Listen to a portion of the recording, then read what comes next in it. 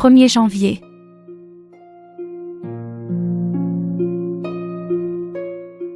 Unité de la foi.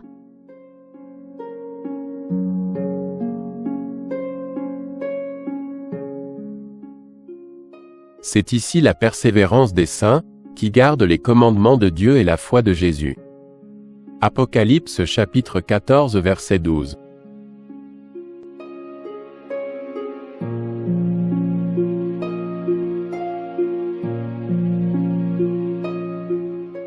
Dieu conduit un peuple hors du monde et le place sur le haut piédestal de la vérité éternelle, les commandements de Dieu et la foi en Jésus.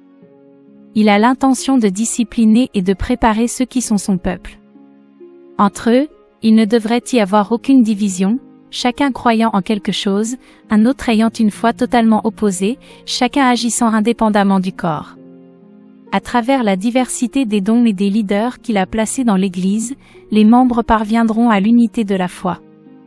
Si quelqu'un forme des opinions personnelles sur la vérité de la Bible sans tenir compte des opinions de ses frères, et justifie son attitude en prétendant avoir le droit à des opinions personnelles qu'il impose ensuite aux autres, comment peut-il alors accomplir la prière du Christ? Et si l'un se lève, puis un autre, chacun revendiquant le droit de croire et de parler comme il le souhaite, sans tenir compte de la foi du corps de l'Église, où sera alors l'harmonie qui existe entre le Christ et son Père et pour laquelle le Christ a prié entre ses frères? Dieu prend un peuple hors du monde et le place sur la grande et unique plateforme de la foi, les commandements de Dieu et le témoignage de Jésus. Il a donné à son peuple la vérité de la Bible, claire et compacte comme une chaîne ininterrompue. Cette vérité est d'origine céleste et a été recherchée comme un trésor caché. Elle a été mise en lumière par l'étude minutieuse des Écritures et beaucoup de prières. Le cœur de Dieu n'a jamais demandé à ses enfants sur terre un amour plus profond, une plus grande compassion et tendresse que maintenant.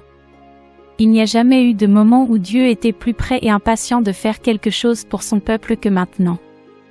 Il enseignera et sauvera tous ceux qui choisissent d'être sauvés selon son chemin établi.